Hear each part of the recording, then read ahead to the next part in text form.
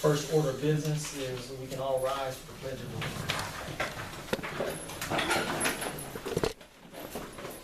allegiance. Pledge Allegiance to the flag of the United States of America and to the republic for which it stands, one nation, under God, indivisible, with liberty and justice for all.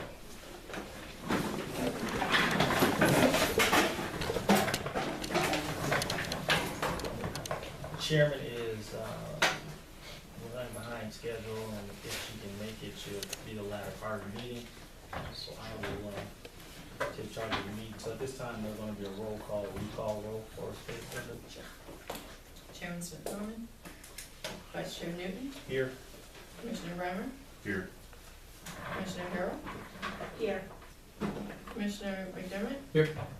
Commissioner Becker, Here. Commissioner Schultz. Here. Next order of business is the approval of the agenda as presented. All in favor, or do we need a roll call? Do we do a roll call on every item? You do a roll call on every item. No, not roll Not call. really, so, You just get a roll. okay, Yeah, all, but motion. motion. So I'll entertain a motion to approve the agenda. Approve the agenda. Second. Got a motion and a second. All right. Anybody else approve of the minutes? Agenda. Agenda, say aye. Aye. Yeah, all opposed, same sign. All right, we'll move on to the approval of the minutes from the July 14th meeting. I'll entertain a motion to approve at this time. So moved. Second. It's been moved and seconded By Reimer. by Schultz Ryan. and Reimer. Yeah. Thank you. All in I favor? have one little concern. Okay. Under the resolution 1703, at the last meeting, it was my understanding that the budget was approved to reflect that the budget was the 1.8 million. It wasn't approved, it was approved to reflect that. It wasn't approved as is. That's what it- Discussion. That's what it was. I don't know if I understand your question. There was a question last month about the actual amount. I think there was an error or something. There wasn't. Right, and that's what I put in the minutes, that the budget summary is 1.5 million, the detailed budget's 1.8 million. Which is what you approved. The 1.8 million, Mhm. so what is the budget currently? 1.8 million. 1.8, okay. Yeah, so I sent an email explaining that the management fees gets backed out at the end of the year, which will make the actual spending of the budget 1.5 million. Okay, So that's what the email was explaining, and I think that's what your question was, whether it was 1.5, 1.8. The total budget is 1.8 million, but the fees get backed out at the end of the year. okay. It's the property and the bookkeeping fees, Mhm. because it's interagency. And so the accounting principles are that those are eliminated, so that they're, because it's coming out of the properties, going into the COCC. And it was the maintenance fees at 10. No, The management, fees are yep, what? management and bookkeeping fees. Okay, Yeah, so, which is in the email that I sent and reflects in the minutes.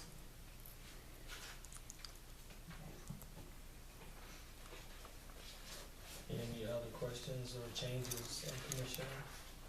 Any of the commissioners? Alrighty. Is that it, Mrs. Harrell, or do you have some, is that the only? no, Okay. that's fine, I'm good. Okay.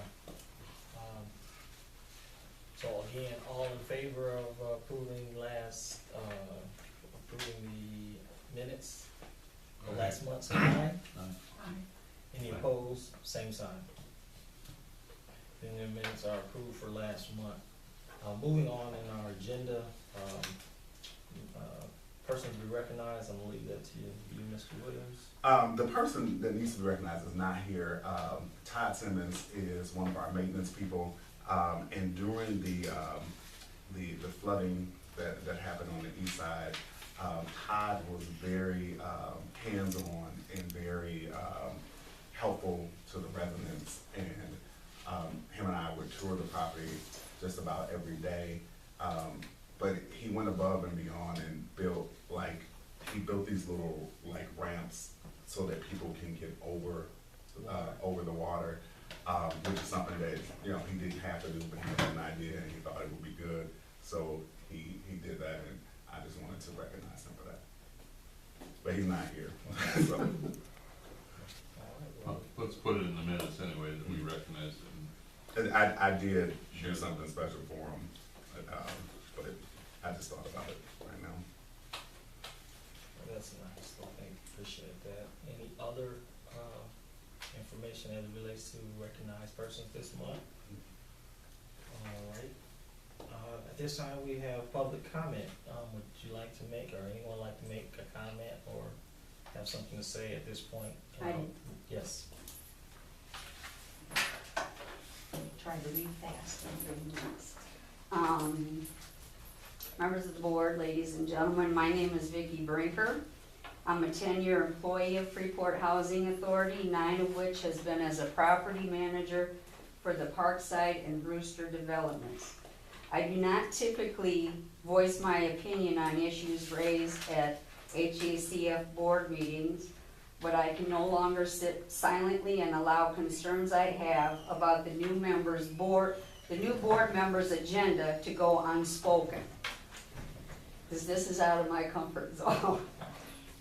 It's for that reason I've come before this board to make this unsolicited, and please make sure you recognize it as unsolicited by anybody. This is my own statement. It seems to me and many others, the new board members have made it their mission to conduct what looks to be a modern-day witch hunt these past several months, clearly made evident if you only read the public board meeting minutes. For example, a statement was read by Chair Commissioner Jennifer Smith Norman during a board's recent regular session, allegedly written by a man named John Jack Flood.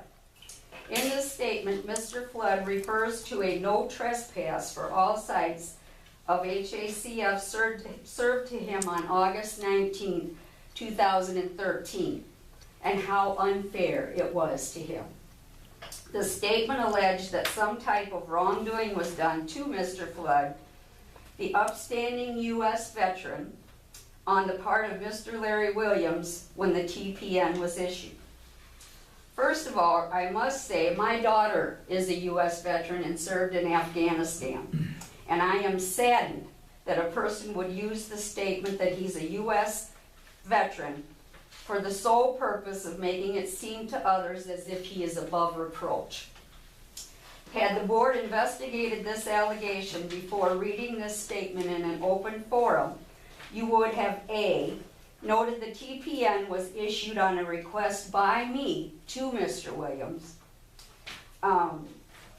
and for Mr. Flood's threatening behavior towards me a few days prior to it being served. And you would have also noted that executive directors throughout the years have issued TPNs on Mr. Flood. Rosemary Clipping, Gwen Shirley, and Ken Briere, with the only common denominator being Mr. Flood. Did all of these EDs have a personal vendetta against Mr. Flood, as it was alleged Mr. Williams did? Or could the TPN actually have been warranted? None of the above information was passed on to those in attendance so they could make a judgment concerning the matter based on fact and not one person's word.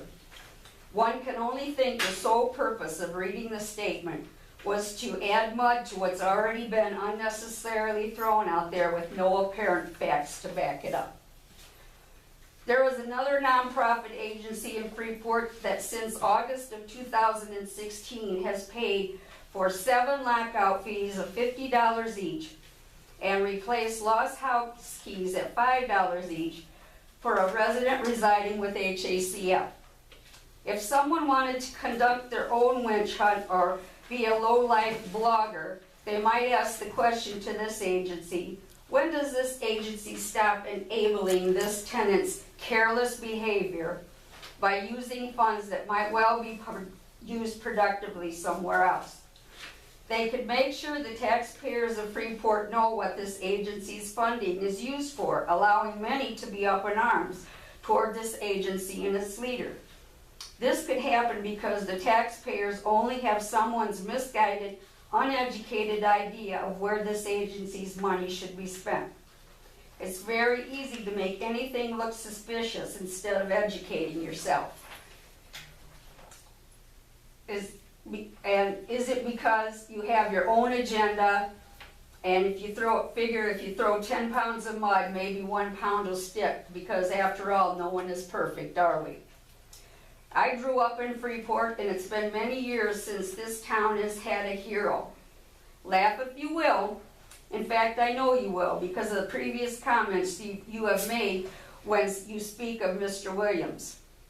But by that I mean someone who has put us on the map, as not just a little hick town with no manufacturing. I was laid off from Newell after 24 years of service because that company left Freeport. He's making it known that Freeport has more to offer than bars, coffee houses, and fast food restaurants to the people who live here. But someone who has worked diligently to improve this city's reputation and its workforce. The so-called blogger, who by the way I think is spineless, laughs at the WDI soft skills teachings, but all you have to do is talk to any employer and they will tell you their number one complaint is the first impression they have when someone applies for a job. They call them soft skills. Why does this board feel the need to fix something that isn't broken? Ask any other housing authority in the nation about travel time and expense when it comes to their CEO for training and networking.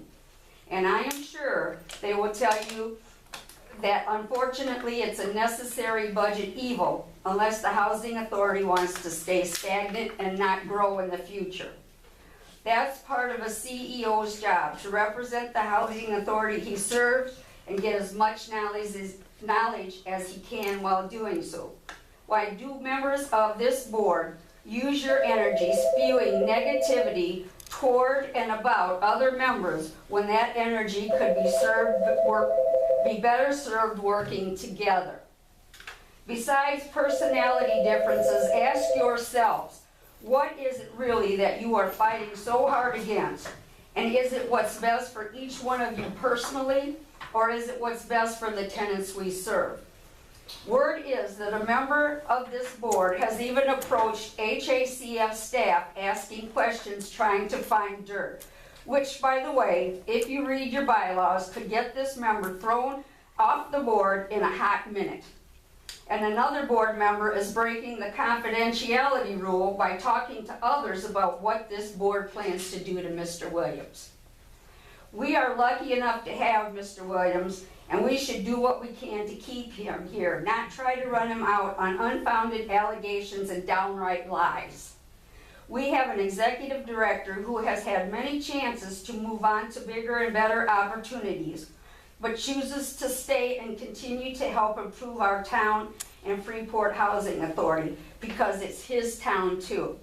So in closing, I would like to ask this board to get down to the real business at hand for Freeport Housing Authority, not feeding spineless bloggers by acknowledging the poison they produce for their immature, adolescent name-calling and half-truths. Not filling seats with those that can be easily manipulated by some with their own agenda. Not using this forum as a personal vendetta against the man running it because your spouse, other agency leaders, or your friends may not like how he acts or speaks, dresses, or the awards he receives. Or because you have someone waiting in the wings of your choosing to take over because that person won't challenge your agenda. Thank you very much. Will there be any other comments at this time? Thank you so much for your comments, and we will move on into the furtherance of our agenda. This time, there'll be a presentation or a financial review from our communications, I'm sorry, are there other communications, I'm sorry. I don't have any. No communications this time, and we'll move into 9, financial review. I've included, July payables as well as July financials. So I have a few comments as it relates to the July financials. If you look at your summary report, which I believe is, it's the very last page, and it's like this, the summary report. You'll see from a month-to-month standpoint, our financials are kind of all over the board, which happens periodically depending on what expenses come in. But our major expense from an AMP perspective, so that is Westview and Parkside, it's really how much we're spending on apartment turnaround. And I'm gonna get really into that discussion when we talk about the report that Fairground just released. But we spend quite a bit of money on apartment turnaround because in Westview and Parkside, the units are older and bigger, and we've had more turnaround lately than we've had in previous years. So when you look at the financials, you will see that increase, and that's part of why some of the months are not as profitable or not profitable at all. Are those people, the turnaround you're talking about, are those people leaving the HACF completely or just taking a different apartment? So the residents that are moving on for various different reasons. As many of you know, we do a lot of workforce development and training. So when people get jobs, their rent increases. And it's almost an immediate thing. I think about 30 days that their rent will increase. So let's say you have a person that's paying $50. When their income changes and they start to get more income, that could go $200, $300, $400, even $500, depending on how much their income is. And so that culture shocks them. And instantly they're like, well, if I'm gonna pay this much, then I'm gonna live somewhere else. Or you have, they're ready. They're ready to move on. There's other housing options in Freeport, which is not a bad thing in my opinion. I think that residents should, get to a point that they are being more self-sufficient and out in the community. That's kind of the whole point of housing. But when you'll always have a cost on the back end when it happens because you got to turn around the unit and find someone else to live there. We don't have people moving from Parkview or Parkside to Westview or from Parkside to Brewster just to get a newer apartment. No. Okay. Now, what you can have from a family composition standpoint,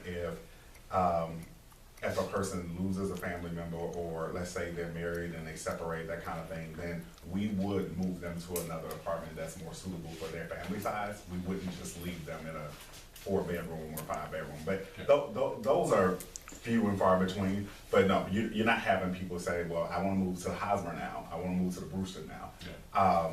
No. Okay. Not at all.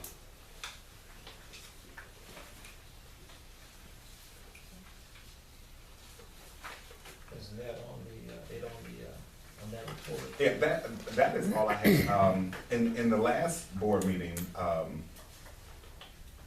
Chair Smith Norman, her and I have met just about every week to go over financials and payables as she requested. So we're doing that. So just FYI. Okay. And that will do it. Is there any questions, commissioners, about the financials or the reports? Just, is the check register at the end of the packet, is that different from what's in here? What do you mean? At the end, after the